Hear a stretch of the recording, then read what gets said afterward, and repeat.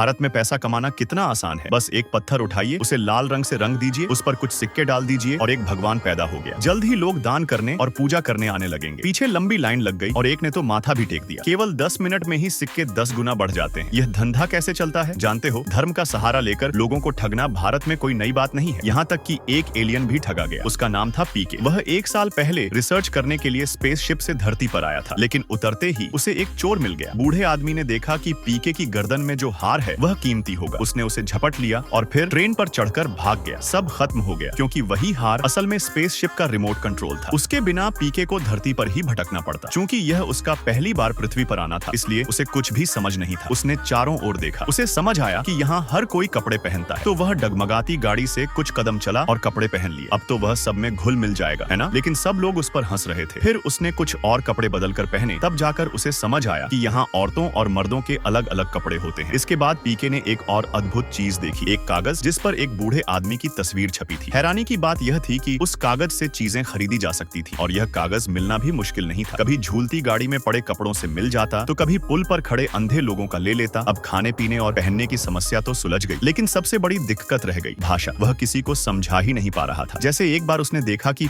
एक अंकल के कपड़े कुछ अजीब से हैं, तो वह उसके कपड़े ठीक करने लगा, लेकिन अंकल नाराज हो गए। पीके को लगा शायद मैंने उनकी फैशन खराब कर दी, तो उसने वही कपड़ा वापस वैसा ही कर दिया, लेकिन अंकल फिर भी खुश नहीं हुए। सब्सक्राइब करते ही नेक्स्ट पार्ट मिल जाएगा।